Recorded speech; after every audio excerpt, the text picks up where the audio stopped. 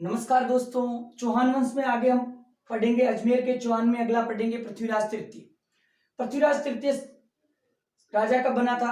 1177 में। और कब तक रहा था? 1152 तक। पृथ्वीराज तृतीय के बारे में बता दूं कि ये सबसे इंपॉर्टेंट है, यहाँ से क्वेश्चन बहुत आते हैं। अब हमने पहले पढ़ा था कि सोमेश्वर इसके पिता था। शादी किससे की थी? कपूरी देवी से की थी, जो कहाँ की थी? कलचुरी की राजकुमारी थी। दिल्ली के शासक कौन था? तोमर वंश। दिल्ली का संस्थापक या तोमर वंश का राजा था अंगद पाल, उसकी पुत्री थी। अब यहाँ पर इतिहास में एक बहुत बड़ा मोड़ आता है कि पृथ्वीराज तृतीय की अपनी घोड़ी का नाम था नाट्यरंभा, घोड़ी थी। पृथ्वीराज का जन्म होता है, क्योंकि मैंने बताया था कि जयसोम कुमार पाल के दरबार में होता है, तो अनिल पाटन गुजरात में वहां जन्म होता है। जन्म उसके बाद 1177 में मैंने बताया था कि जेत सिंह जो आबू नरेश था, उसकी सहायता करते हुए सोमेश्वर मारा जाता है। जब सोमेश्वर की मृत्यु होती है तो पृथ्वीराज तृतीय 11 वर्ष की आयु का होता है, नाबालिग होता, अल्पवयस्क होता। तो क्या होती?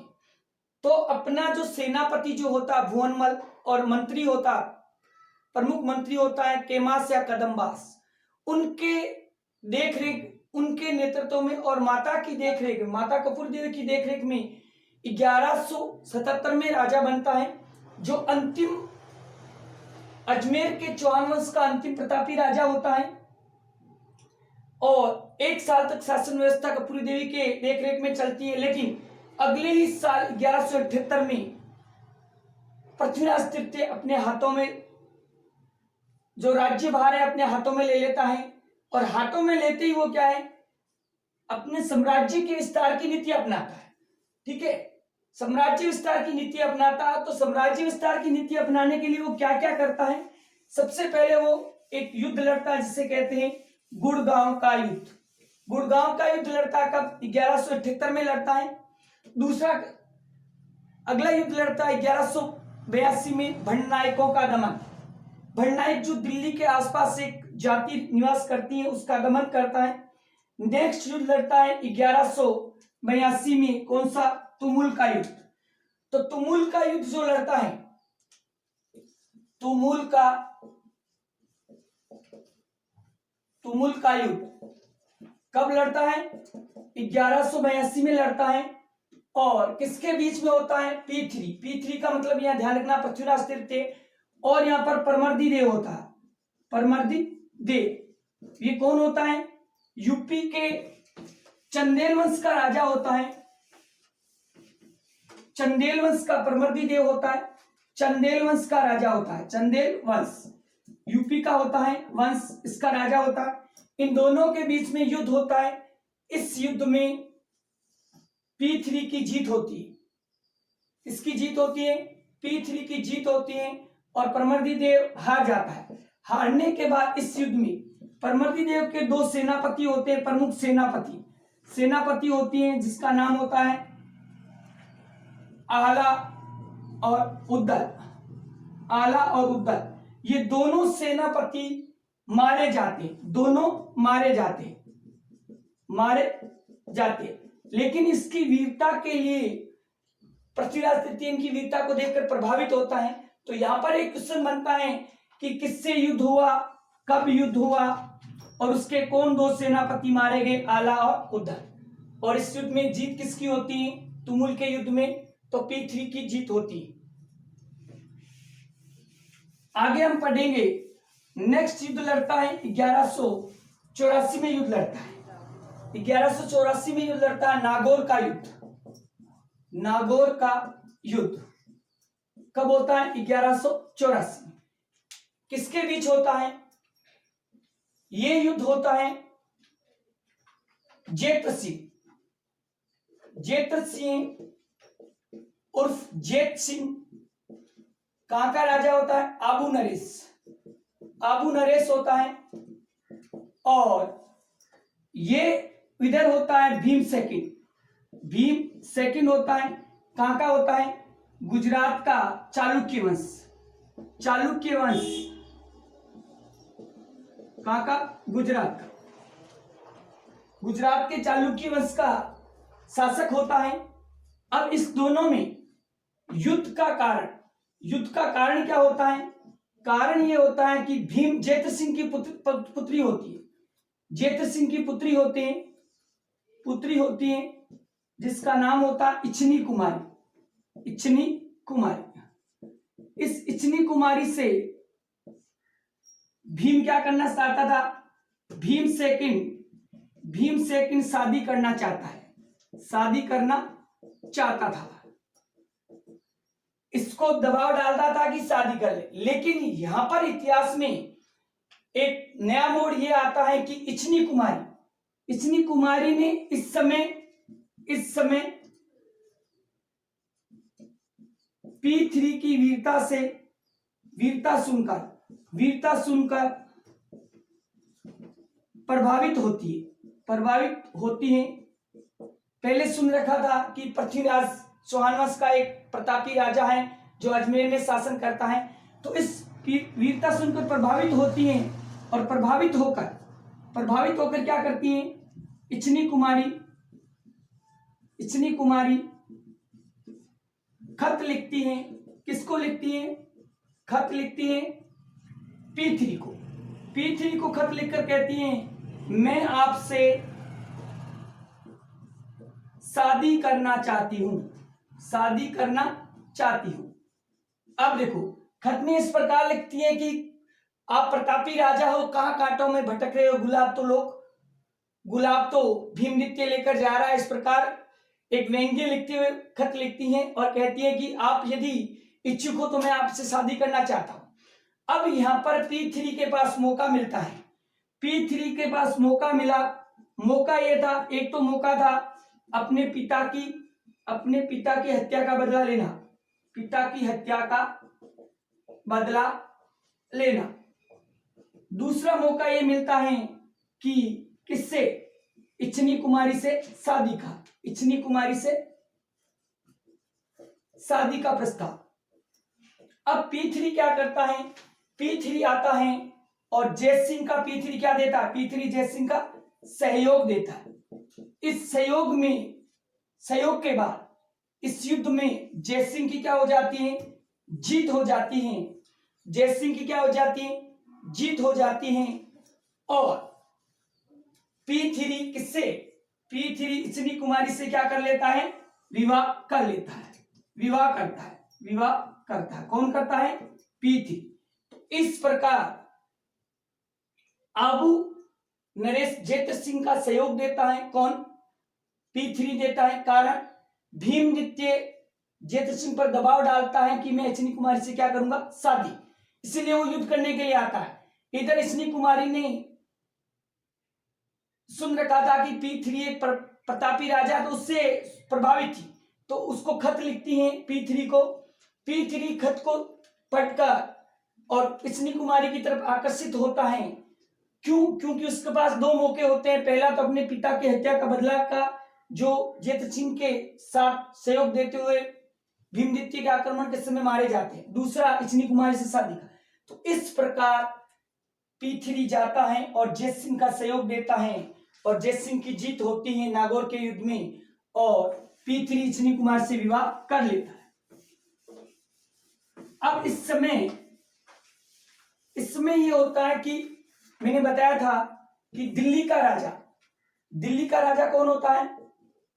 दिल्ली का शासक कौन होता है? अंगद पाल होता है। अंगद पाल क्या होता है? इसके ये निसंतान, निपुत्र होता है, यानी इसके पुत्र नहीं होते हैं। दो बेटियां होती हैं, तो एक बेटी तो कौन होती है? इसकी पुत्री किसकी मां होती है? कपूरी देवी होती है। किसकी मां होती है? P3 की मां। दूसरी पुत्री की शादी इसने क्या की थी? दूसरी पुत्री की शादी इसने की थी कन्नौज का एक वंश था, गहड़वाल वंश। कन्नौज का कौन सा वंश था? गहड़वाल।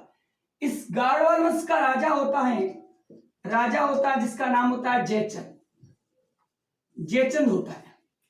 अब जयचंद राजा होता है और P3 का जयचंद क्या होता है?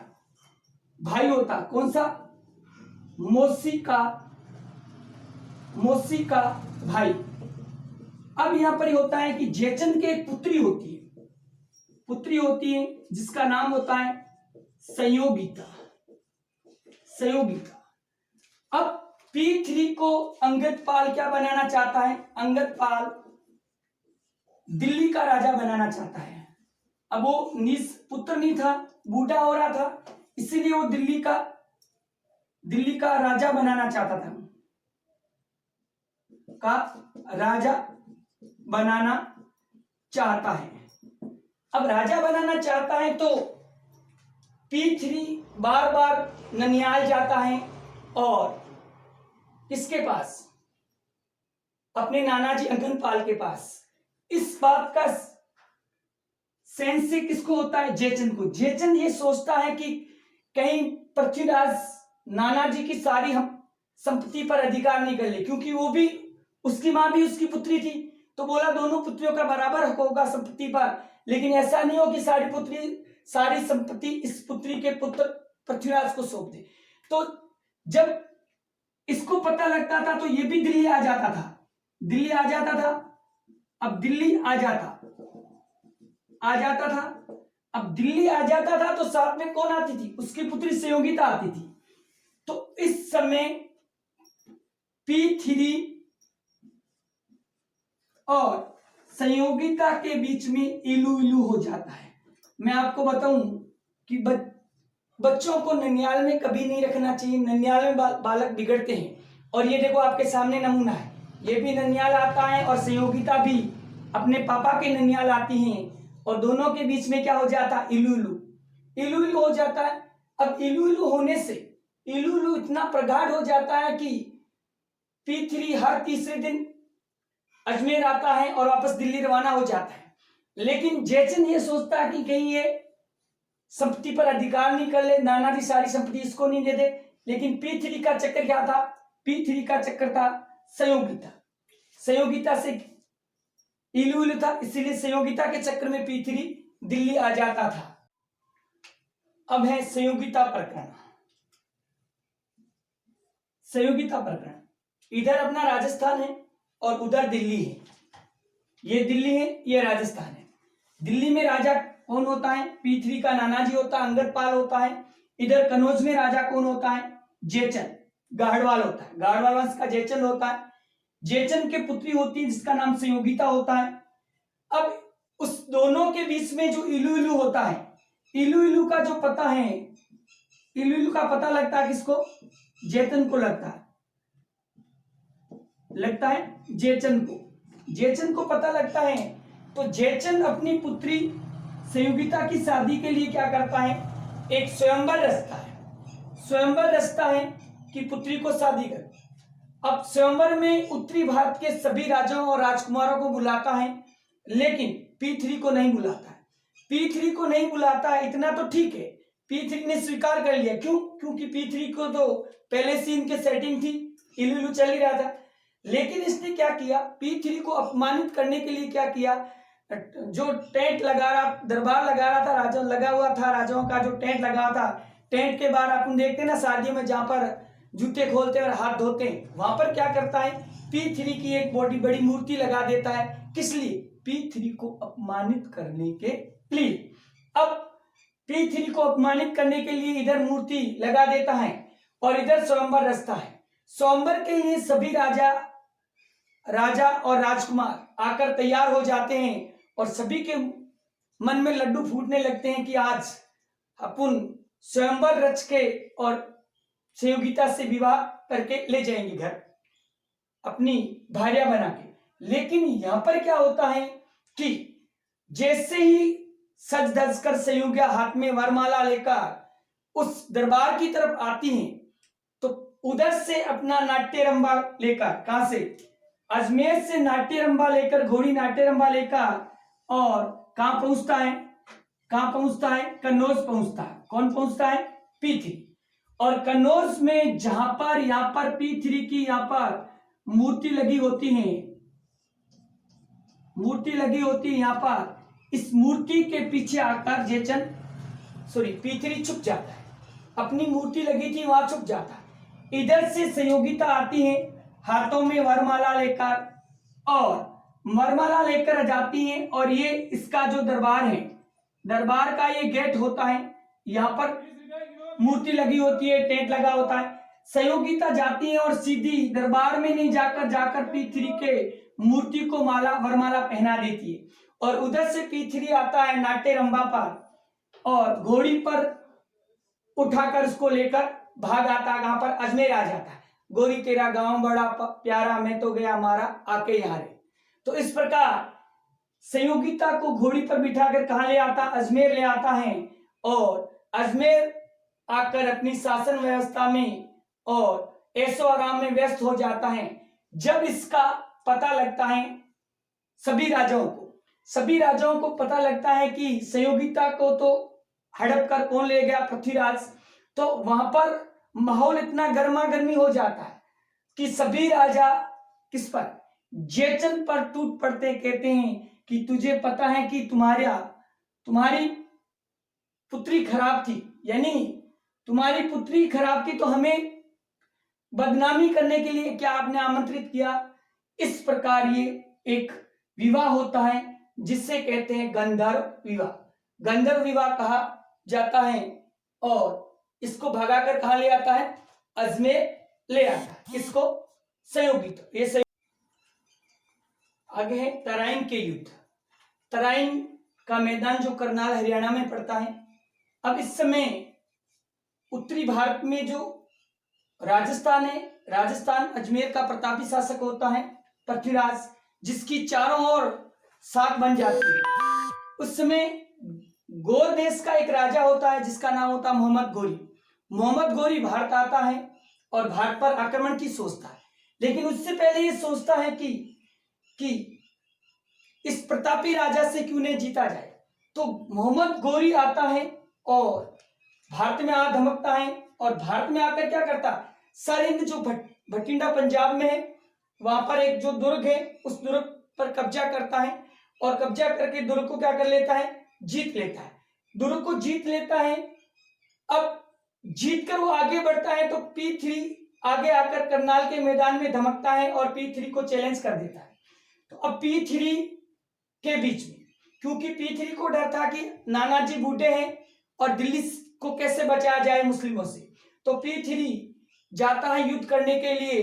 अपना जो सेनापति खुद का होता, भुवनमल, मंत्री होता कदम्बास केमास, उधर दिल्ली का गवर्नर होता है गोविंदराज तोमर, और अपनी सेना सहित करनाल के मैदान में किससे जा टक्कर ले लेता है, गोरी से टक्कर ले लेता है। 1191 में तराइन का प्रथम युद्ध होता है और इस युद्ध में गोविंदराज तोमर दिल्ली का गवर्नर होता है, गोरी पर क्या करता है, आक्रमण करता है और उसके आक्रमण से गोरी घायल हो जाता है और घायल गोरी युद्ध का मैदान छोड़कर भाग जाता है। तो इस प्रकार तराइन के प्रथम युद्ध में P3 की क्या हो जाती है, जीत हो जाती है। जीतने के बाद P3 क्या करता है, सीधा अजमेर आ जाता है और आकर अपने राजा के जो भोग विलास कार्यों में लिप्त हो जाता है। और सबसे बड़ी भूल ये करता है कि गोरी की जो भागती सेना होती है उस भागती सेना का पीछा नहीं कर पाता है और प्रथम तराइन के प्रथम युद्ध में गोरी की जीत, P3 की पृथ्वीराज तृतीय की जीत हो जाती है। अगले ही साल गोरी फिर तराइन के मैदान में आ धमकता है और आकर अपना युद्ध के लिए डंका बजा देता है 1192। अब जिसे कहते हैं तराइन का द्वितीय युद्ध पृथ्वीराज तृतीय और मोहम्मद गोरी के बीच में होता है। युद्ध से पहले पृथ्वीराज के पास गोरी क्या करता है, एक अपना सेनापति होता है, यानी एक अपना प्रतिनिधि होता है, दूत होता है, वो भेजता है जिसका नाम होता है किवाम उल मुल्क। इंपॉर्टेंट है, ध्यान रखना कि किस दूत को भेजा था, तो पूरा नाम था किवाम उल मुल्क। उसके दरबार में भेजता है और भेजकर कहता है कि आप समझौता कर लो, संधि कर लो, अधीनता स्वीकार कर लो। लेकिन P3 इस बात को नहीं मानता है तो किवाम उल मुल्क क्या करता है कि P3 के जो सेनापति होते हैं, एक का नाम होता प्रताप सिंह और दूसरा होता अश्व सिंह। अब इनसे जाकर मिलता है और मिलकर P3 की कमजोरियों के बारे में जानता है। तो ये अश्व सिंह और प्रताप सिंह दोनों जो सेनापति होते हैं, ये P3 की गुड़शाला में रहते हैं। गुड़शाला में रहते हैं। और गुड़शाला में किसकी देखरेख में? जो घोड़ी होती है जिसका नाम होता है नाट्य रंभा, नाट्य रंभा की देखरेख में रहते हैं। तो इनके साथ ये मिल जाता है और इनको गौरी के कहने पर इनको लालच देता है। अगले ही साल जैसे युद्ध होता है तो यही दो सेनापति होते हैं जो तराइन के द्वितीय युद्ध से पहली रात इस नाट्य रंभा को पूरी रात, देखो नाट्य रंभा जो घोड़ी होती है इसकी क्या विशेषता होती है? इसकी ये विशेषता होती है कि इसको पहली रात जो इसको पढ़ाया जाता है दूसरे दिन वही काम वही करते हैं मैदान में। तो इन्होंने पहली रात पूरी रात इन दोनों ने मिलकर इस नाट्य रंभा को यह पढ़ाया कि कल तुम्हें जाकर युद्ध के मैदान में कल पूरे दिन तुम्हें भंगड़ा करना है, नाचना है, युद्ध नहीं लड़ना, ना कि नाचना है। तो इन दोनों ने विश्वासघात किया पृथ्वी के साथ और नाट्य रंभा को उल्टी शिक्षा दी। अगले ही दिन सुबह युद्ध की तैयारी हो जाती है और युद्ध शुरू हो जाता है।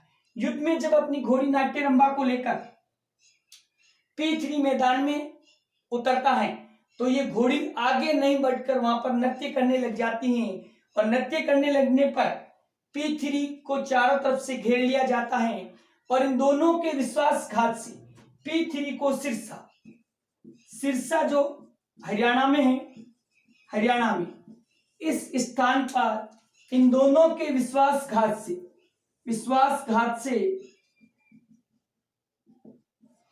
सिरसा में पृथ्वी को क्या कर लिया जाता है? घेर कर बंदी बना लिया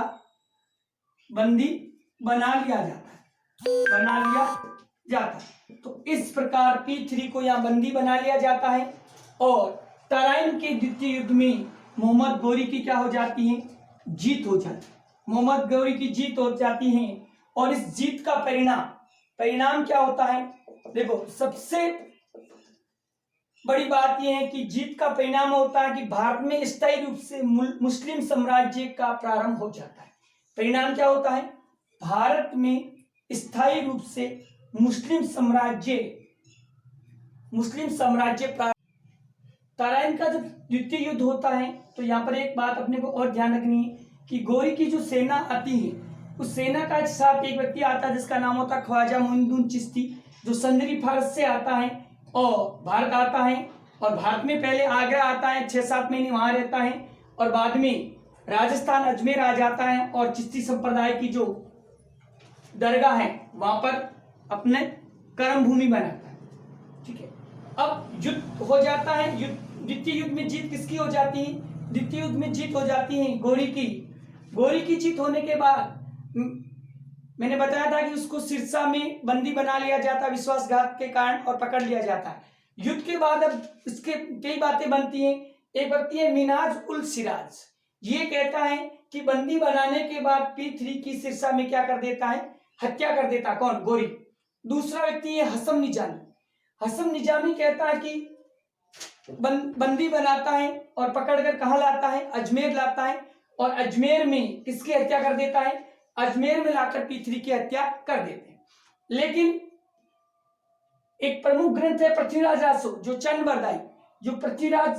चंद ने लिखी है, जो पृथ्वी के दरबारी कवि था वो लिखता है। वो ये कहता है कि गौरी पृथ्वी को पकड़कर अजमेर लाता है, अजमेर के दुर्ग में दरबार लगाता है। इस दरबार के अंदर गौरी अपने हाथों से गोविंद राज जो पृथ्वी का बड़ा बेटा होता है उस गोविंद राज का राज्याभिषेक करता है। गोविंद राज को अजमेर का भार सौंप देता है। भार सौंपने के बाद पृथ्वी को लेकर गजनी चला जाता है। जब गजनी जाता है तो साथ में उसका दरबारी कवि कौन होता है? चंद बरदाई होता है। वो पृथ्वी के साथ कहां जाता है? वो गजनी चला जाता है। तो ये 3 बातें हैं कि सिराज कहता है कि सिरसा में हत्या की, निजामी कहता है कि अजमेर में हत्या की, चंद बरदाई कहता है कि अपने साथ ले जाता है। अब गजनी ले जाता है और गजनी में क्या लगाता है? गजनी में ले जाकर गौरी दरबार लगाता है। किसके कहने पर? पृथ्वी के जो दरबारी कवि चंद बरदाई के कहने पर दरबार लगाता है। दरबार इसलिए लगाता है कि चंद बरदाई जब पृथ्वी की हत्या करता है गौरी, तो चंद बरदाई कहता है कि महाराज ये व्यक्ति साधारण व्यक्ति नहीं है, ये धनुर्विद्या में बहुत निपुण व्यक्ति है और शब्द वेदी बाण चलाता है। शब्दभेदी बाण चलाता है, शब्दभेदी बाण चलाता है, बाण चलाता है, तब उसके कहने पर गोरी तैयार हो जाता है कि आप एक बार इनसे युद्ध करके देखिए। तो दोनों के बीच में युद्ध होता है, इधर पीथरी होता है, इधर गोरी होता है, और दूर बैठा पहाड़ी पर युद्ध का दृश्य देखता है। युद्ध का दृश्य कौन देखता है? दृश्य देखता है कौन देखता है? वो देखता है चंद्रबरदाई, चंद्रबरदाई देखता है। अब दोनों में उधर हाथी पे सवार होकर गोरी आता है, और इधर पीथरी खुले मैदान में खड़ा रहता है, क्योंकि युद्ध से पहले जब इसकी हत्या कर रहा था तो पीथरी की गोरी ने क्या कर दी? आंखें फोड़ दी। दोनों आंखों में ताकले घुसेड़ कर दोनों आंखें फोड़ के अंधा कर देता है, लेकिन उसके कहने पर हत्या करने से, मारने से बचा लेता है। अब चंद्रबरदाई कहता है कि अंधा है तो भी ये शब्दभेदी बाण चलाना जानता है, तब ये इसके युद्ध होता है। अब इधर से युद्ध होता है, और युद्ध उधर से गोरी आता है हाथी पर, और इधर पृथ्वीराज, और उधर चंद्रबरदाई देखता है। युद्ध शुरू होता है, उधर से गोरी आक्रमण करता है। तब चंद्रबरदाई एक बात बोलता है, 4 बांस 120 गज अंगुल अष्ट प्रमाण, तापर बैठा है सुल्तान मर चुके चौहान। ये कथन कहता है। ये कथन जैसे ही उसके पीथरी के कानों में पड़ता है, तो पीथरी अपने धनुष और बाण से तीर चलाता है, और तीर चलाकर गोरी की क्या कर देता है? हत्या कर देता है। तो ये चंद्रबरदाई के अकॉर्डिंग पृथ्वीराज रासो में ये कहा गया है कि गजनी में पीथरी ने गोरी की हत्या कर दी। लेकिन यहाँ पर ये बातें हैं कि पीथरी की समाधि कहां पर है? पीथरी की समाधि गजनी में है, गजनी में। लेकिन पीथरी की छतरी कहां पर बनी हुई है? छतरी बनी हुई है अजमेर दुर्ग में। अब इससे कौन सी बात सत्य होती है? ये तो इतिहास 2-3 मोड़ पे ले जाकर रोक देता है, लेकिन अपने को ये पता है कि चंद्रबरदाई के गोरी की पीथरी क्या कर देता? हत्या कर देता। अब देखो यहाँ पर क्या होता है कि अजमेर का राजा कौन, अजमेर का शासक कौन होता है? शासक होता है गोविंदराज होता है। गोविंदराज का छोटा भाई होता है जिसका नाम होता है हरिराज होता है। अब हरिराज क्या करता है? गोविंदराज पर आक्रमण कर देता है। आक्रमण करके अजमेर पर अधिकार कर लेता है। अजमेर पर अधिकार कर लेता है, और अजमेर का हरिराज क्या बनता है? हरिराज राजा बन जाता है। यहां पर एक बात आती है कि हरिराज अजमेर के चौहान वंश का अंतिम राजा। तो क्या लिखना आपने को? हरिराज लिखना, क्योंकि राजा बनता। लेकिन इस समय गोविंदराज किसको? गोरी से सहायता मांगता है, अपने भाई के विरुद्ध सहायता मांगता है। तब गोरी क्या करता है? गोरी अपने गोरी का सेनापति होता है जिसका नाम होता है सेनापति एबक को भेजता है, और एबक क्या करता है? एबक हरिराज को हराता है, हराकर और स्वयं अजमेर पर अधिकार कर लेता है। अजमेर पर अधिकार कर लेता है, और किसको? गोविंदराज को कहां भेज देता है? रणथंबोर भेज देता है। रणथंबोर का शासक बनाकर भेजता है। तो अब गोविंदराज रणथंबोर चला जाता है, और हरिराज को हराकर भगा देता है। हरिराज हार जाता है, तो इस दुख से क्या करता है? आत्महत्या कर लेता है। दुख से हत्या कर लेता है। हरिराज आत्महत्या कर लेता है, गोविंदराज को रणथंबोर भेज देता है, और ऐबक ने अजमेर पर क्या कर लिया, अधिकार कर लिया।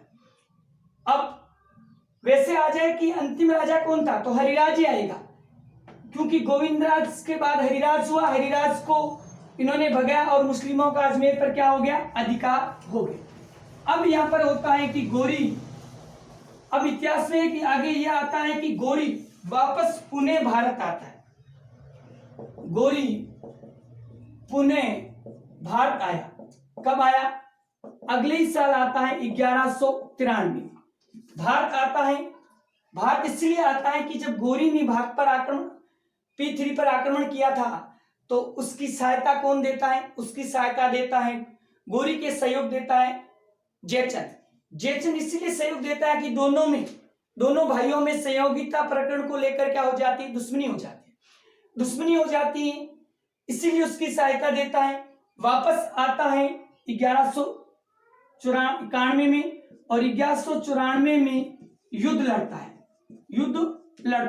कौन सा युद्ध लड़ता है, चंदावर का युद्ध।